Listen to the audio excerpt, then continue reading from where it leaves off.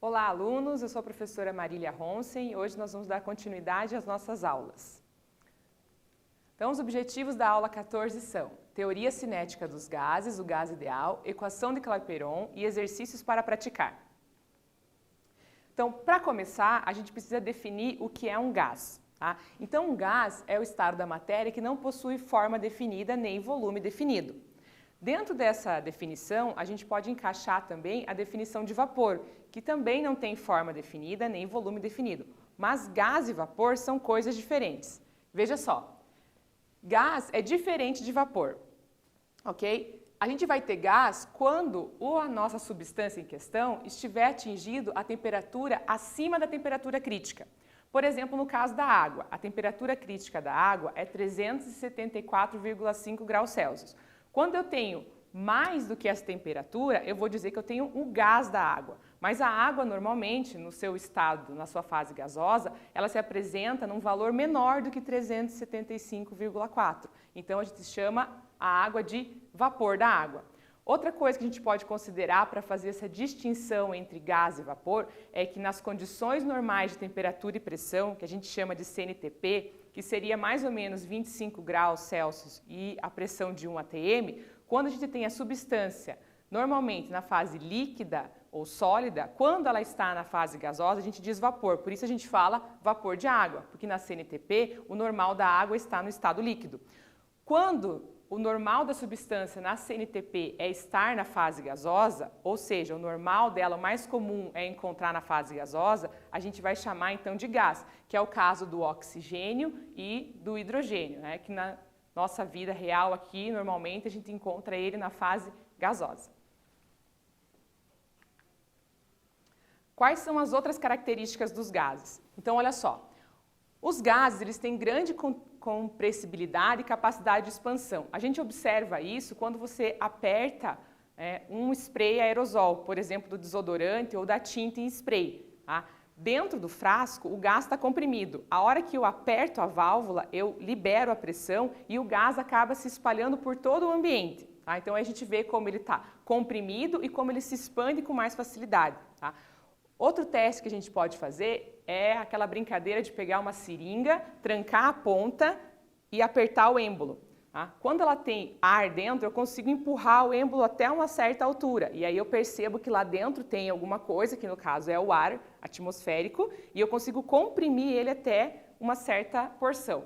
Se por acaso a seringa está cheia de água e eu aperto o êmbolo, eu não consigo fazer esse êmbolo empurrar, né? Eu não consigo comprimir a água líquida da mesma forma que eu comprimo o ar que está dentro da seringa. Outra característica importante dos gases é a movimentação intensa das partículas. O ar atmosférico ele atinge uma velocidade de 1.400 km por hora, então ele é muito veloz. Essa velocidade também explica o fato dos gases serem imissíveis. Por exemplo, o ar atmosférico a gente sabe que tem oxigênio, hidrogênio, vapor da água e está tudo ali se movimentando de maneira tão rápida que eles estão só espalhados aqui no ambiente e eles não interagem entre si formando novos compostos, novas soluções. E todo gás tem massa, claro. Se eu pego um balãozinho de festa, uma bexiga e coloco na balança vazio, ele vai me dar uma massa lá naquela balança. Se eu sopro o ar lá dentro e coloco o balão em cima da balança novamente, eu vou observar outro valor de massa. Ou seja, aí eu consigo confirmar que o ar que a gente respira, ele existe, né? Ele é feito de átomos, de vários elementos, ele tem matéria, então ele tem massa. Tá? Todos os gases, eles vão sofrer variações de comportamento quando eu mudo o volume, a temperatura e a pressão. Tá?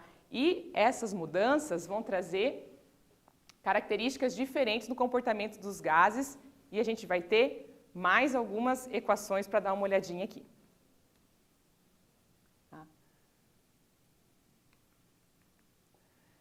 Para a gente poder fazer o cálculo e organizar os gases, foi criado um modelo de gás ideal. Tá? O que é esse modelo de gás ideal? Ele funciona porque os gases reais, os gases que existem na natureza, na nossa vida, eles se comportam conforme esse modelo quando eles estão a baixas pressões e a altas temperaturas. Tá? Então, quais são essas características que o modelo gás ideal tem? As colisões perfeitas e elásticas entre as partículas. Então, essa movimentação intensa, essa alta velocidade das partículas dos gases, o que acontece? No gás ideal, ele considera que o choque entre elas ou entre as paredes do recipiente que contém o gás são perfeitas, ou seja, não há perda de energia em momento nenhum. Outra coisa que se considera no gás ideal é que não existe interação entre as partículas e que as partículas têm tamanhos desprezíveis, e também considera que 1 mol do gás ideal ocupa 22,4 litros. Dessas características que a gente tem aqui, a mais difícil de um gás real conseguir acompanhar o gás ideal é o fato de não existir interação entre as partículas. Tá? A partir dessa ideia, desse modelo de gás ideal, foram feitas equações que a gente vai usar nessa aula de hoje. A primeira delas é a equação geral dos gases. O que ela traz para a gente? Ela mostra como os gases se comportam conforme as modificações que vão ocorrendo entre volume, pressão e temperatura. A primeira que eu quero mostrar para vocês é as transformações do tipo isobárica. Tá? Então, isobárica significa que a pressão é constante. Lembra que barômetro é o nome do equipamento que a gente usa para medir a pressão.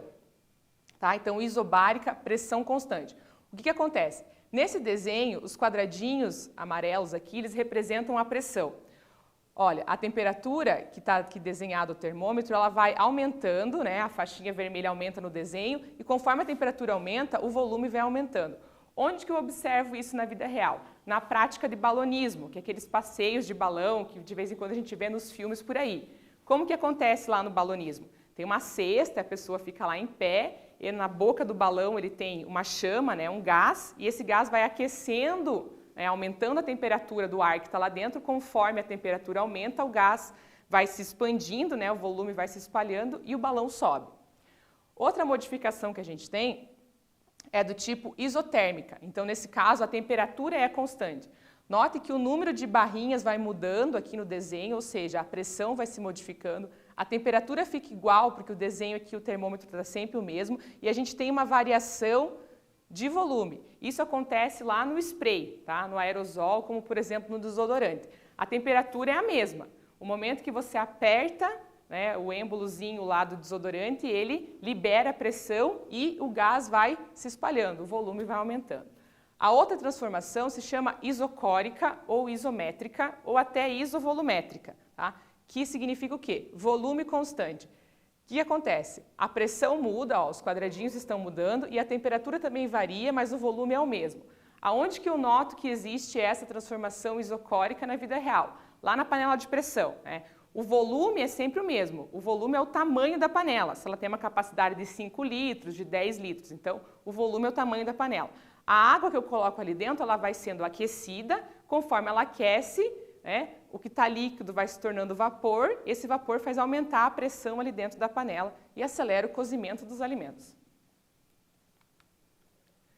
Aí, considerando que essas três modificações, isotérmicas, isobáricas e isovolumétricas, podem acontecer ao mesmo tempo, a partir disso foi criada então a equação geral dos gases, que vem da união das três equações de cada uma dessas modificações que a gente viu ali.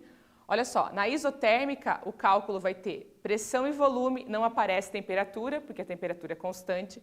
Na isobárica a gente tem volume e temperatura, não aparece o P de pressão, que a pressão é constante. E na isocórica a gente tem pressão e temperatura e não aparece o V, porque o volume é constante. Da união dessas três, a gente faz surgir então a equação geral dos gases. PI para a pressão inicial, vezes VI, volume inicial, dividido por TI, que é a temperatura inicial. É igual a PF, pressão final, VF vezes VF, volume final, dividido por TF, que é a temperatura final. Lembrando que é condicionado pelo Sistema Internacional de Unidades que a pressão inicial é em ATM, né? Pressão sempre em ATM, tanto inicial quanto final, o volume em litros, tá? E a temperatura na escala absoluta, que é a temperatura de Kelvin. Vale lembrar que nos exercícios, muitas vezes, eles trazem a temperatura em graus Celsius, então está aqui para vocês relembrarem como que faz a modificação. Então, para ter temperatura em Kelvin, eu vou usar a temperatura em graus Celsius mais 273. A nossa pressão tem que estar em ATM. Se por acaso o exercício exige, né, ele mostra 1 atm equivale a 760 milímetros de mercúrio. Através de regra de 3 aqui, eu consigo fazer a modificação de uma temperatura na outra. Agora a gente vai dar uma olhada num exercício que envolve a equação geral dos gases, tá? Um exercício resolvido. Vamos lá. O pneu de um carro estacionado tem uma pressão de 2 atm quando a temperatura é de 9 graus. Depois do veículo correr em alta velocidade, a temperatura do pneu sobe a 37 graus e seu volume aumenta de 20 litros para 22 litros. Qual é a nova pressão do pneu? Vamos lá. Primeira coisa que a gente tem que fazer num exercício que exige uma equação é organizar todos os dados numéricos que a gente tem ali numa tabelinha, tá? Isso ajuda na hora da gente montar a equação. Depois de organizar os dados na tabela, a gente faz a conversão das unidades caso seja necessário. Então vamos lá, olha só. Aqui, conforme ele vai me falando o enunciado, eu vou anotando a sequência das unidades numéricas que eu tenho. Então ele diz que o pneu de um carro estacionado tem uma pressão de 2 atm, eu vou dizer que a pressão inicial tem 2 atm. Que ele está em uma temperatura de 9 graus Celsius. Então a temperatura inicial é 9 graus Celsius. Depois de correr em alta velocidade, a temperatura aumenta para 37. Então 37 vai ser a minha temperatura final. Aí ele fala que o volume aumenta de 20 para 22, então 20 litros é o volume inicial e 22 é o volume final. E a pergunta é qual é a nova pressão do pneu. E eu marquei aqui PF e um sinalzinho de exclamação para dizer que a temperatura final é a resposta que o meu exercício está buscando. Como eu vi aqui que a temperatura está em graus Celsius, eu sei que a temperatura tem que estar em Kelvin, já faço a conversão. Tá? Então, 273 mais 9, 282 Kelvin. 273 mais 37, 310 Kelvin. Agora, o segundo passo é usar a equação geral dos gases, então eu vou colocar as unidades numéricas nos seus lugares e fazer os passos matemáticos. Vamos lá. Então, pressão inicial 2, volume inicial 20, temperatura inicial 282. Pressão final vezes, pressão final que eu quero descobrir, vezes 22, que é o volume final, dividido pela temperatura final, 310. Essa multiplicação aqui, 2 vezes 20, 40. Tá? Dividido por 272, igual a 22 PF, dividido por 310. Essa divisão aqui, 40 dividido por 282, dá 0,14. Tá? Vezes 310, que está desse lado aqui dividindo, vai passar para cá multiplicando, igual a 22 PF. Essa multiplicação aqui, 0,14 por 310, dá 44. O 22 que estava multiplicando o PF passa dividindo. Aí eu vou ter 44 dividido por 22 e a resposta vai ser 2 atm. Então, nesse caso, para esse exercício, não teve alteração de pressão. Então, eu posso dizer que essa transformação que ocorre no pneu aqui, ela é uma transformação do tipo isobárica, onde a pressão se mantém constante. Agora é a hora de vocês. O volume de 10 litros de um gás perfeito teve sua pressão aumentada de 1 atm para 2 atm e sua temperatura aumentada de menos 73 graus Celsius para mais 127 graus Celsius. O volume final em litros alcançado pelo gás foi, temos a alternativa, agora é a vez de vocês.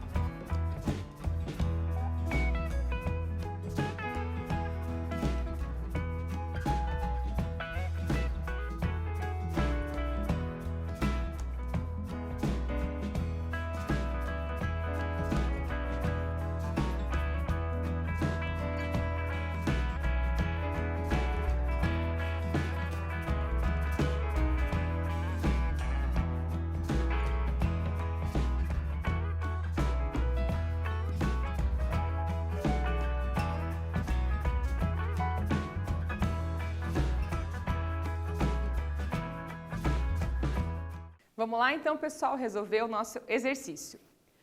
Um volume de 10 litros de um gás perfeito teve sua pressão aumentada de 1 atm para 2 atm e sua temperatura aumentada de menos 73 graus Celsius para mais 127 graus Celsius.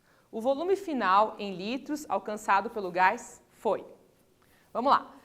Primeira etapa, organizar uma tabelinha com os nossos dados numéricos. Então, seguindo a ordem do que foi escrito ali no enunciado, a gente organiza assim. Então, volume inicial, 10 litros. Pressão inicial, 1 atm. Pressão final, 2 atm. Temperatura inicial, menos 73 graus Celsius, que foi para temperatura final, mais 127 graus Celsius. E o que ele pergunta é o volume final.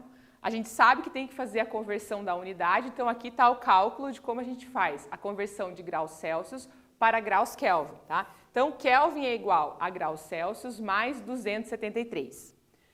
Então, Kelvin menos 73 mais 273 vai dar 200 Kelvin. Então, essa aqui é a temperatura em Kelvin para a temperatura inicial. Na temperatura final, eu tenho mais 127 com mais 273, 400 Kelvin. Próximo passo é colocar os nossos dados numéricos dentro da equação geral dos gases. Então, vamos lá. Pressão inicial vezes volume inicial dividido por temperatura inicial. Para esse caso, 1 vezes 10 dividido por 200. Pressão final 2 vezes volume final, que é o que eu quero descobrir no meu exercício, dividido por 400. Tá? Então, 1 vezes 10, 10, dividido por 200, 2 VF dividido por 400. Essa divisão aqui, 10 dividido por 200, dá 0,05. Tá? O 400 que está aqui dividindo vai passar multiplicando.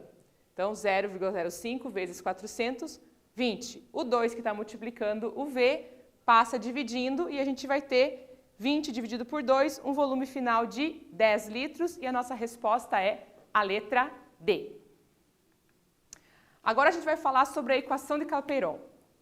Então, Benoît Pierre Émilie Clapeyron foi uma pessoa muito trabalhadora, foi professor de matemática, engenheiro civil que trabalhou na construção de ferrovias, que existem até hoje na França, e também trabalhava na construção de locomotivas, de trens a vapor.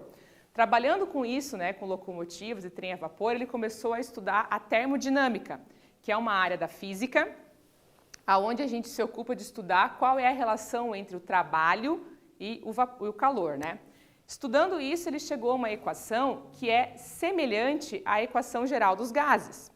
Contudo, a equação do Clapeyron, ela considera o número de mols, ou seja, qual é a quantidade de um certo gás e como que ela vai se comportar dentro da variação de pressão, temperatura e calor.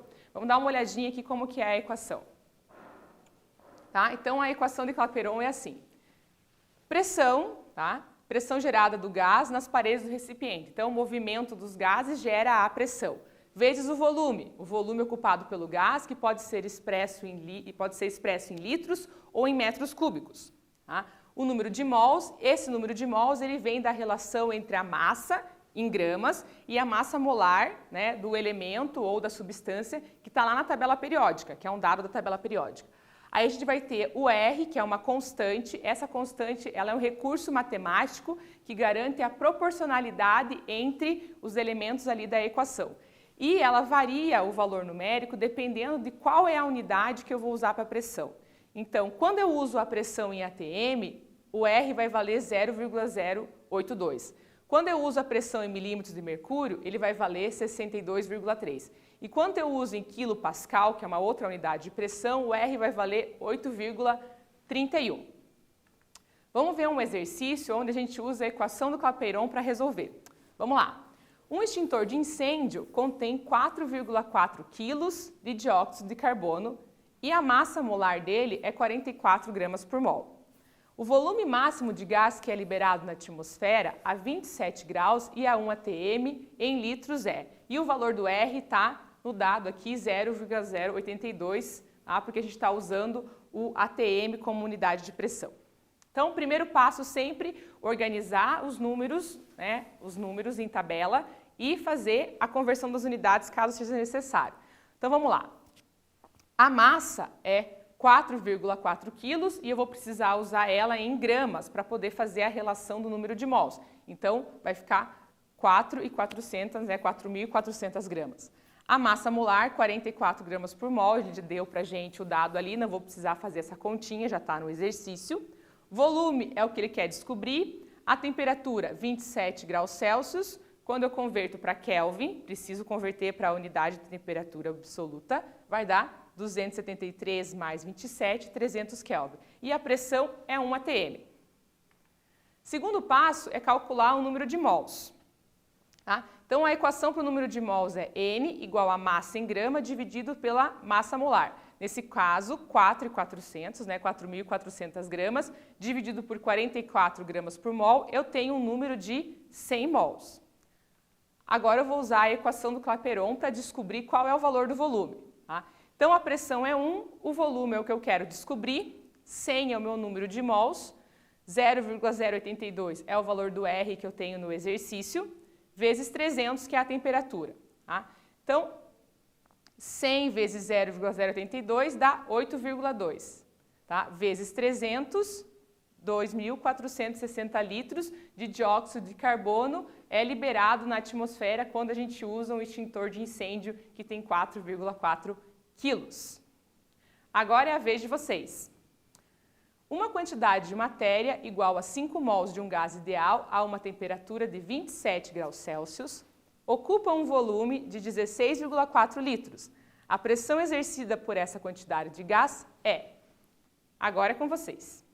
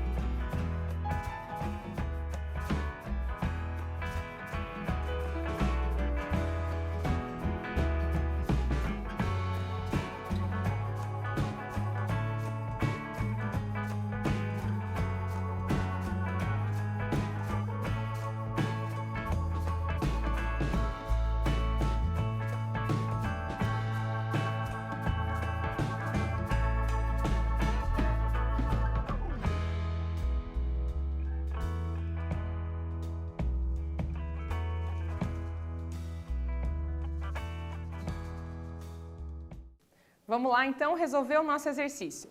Primeiro passo sempre, organizar os dados numéricos na tabela. Então, o número de mols, ele disse ali 5 mols, temperatura 27 graus Celsius, eu preciso converter para Kelvin, então, convertendo, eu vou ter 300 Kelvin. O volume, 16,4 litros, e o R que ele deu ali no dado do exercício, 0,082. Tendo os números organizados, eu vou direto usar a minha equação do Clapeyron.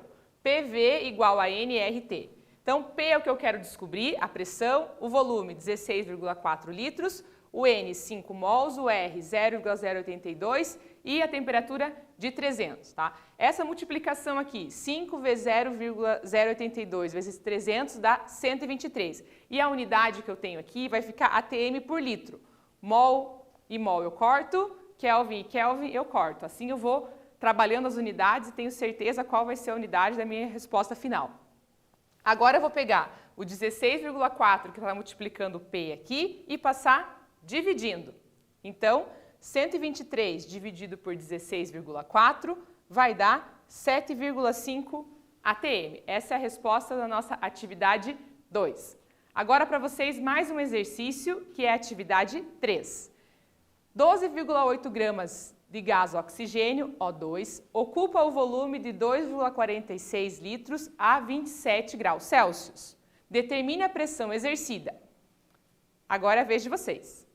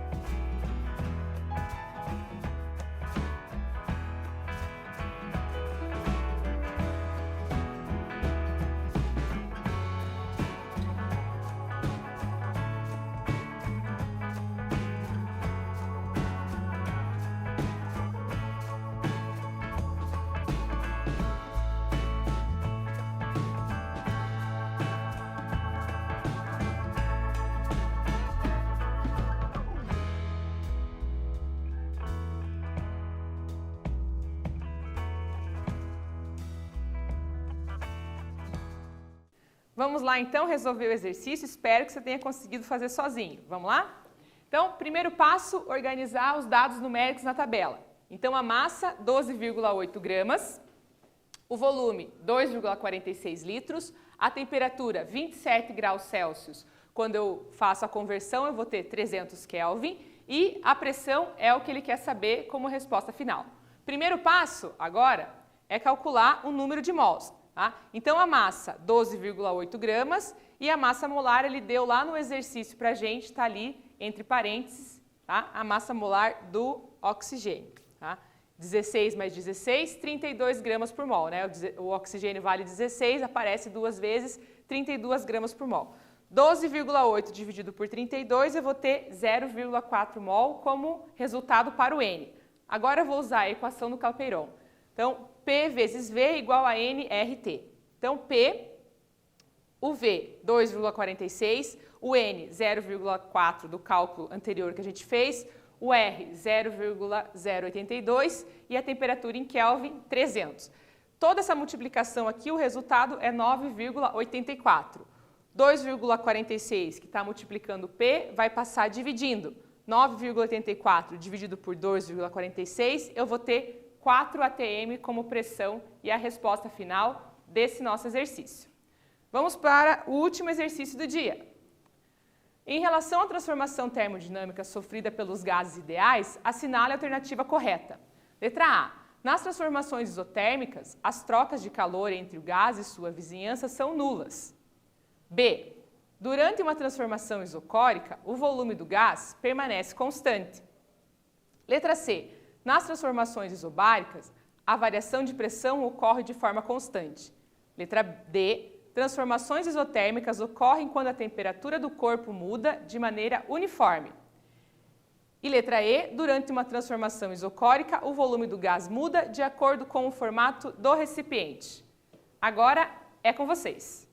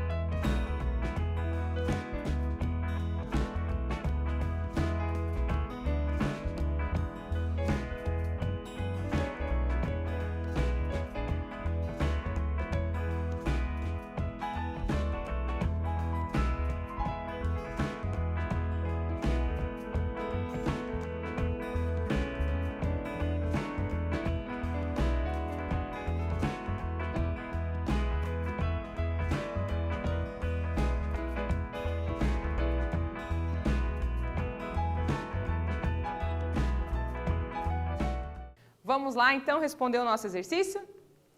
Em relação às transformações termodinâmicas sofridas pelos gases ideais, assinale a alternativa correta.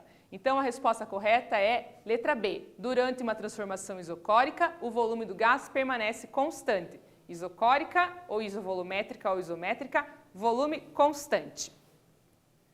Resumo, então, o que aprendemos na nossa aula de hoje. Falamos sobre os gases, o gás ideal, que é um modelo de comportamento dos gases, onde os gases reais se comportam dessa forma a baixas pressões e altas temperaturas. Vimos também a equação geral dos gases, que considera as três transformações isotérmica, isocórica e isovolumétrica na mesma equação. E estudamos também a equação do Clapeyron, que considera essas três modificações dentro de uma quantidade de matéria, de uma quantidade de mols de um tipo de gás específico. Muito obrigada pela atenção de vocês e até a próxima aula.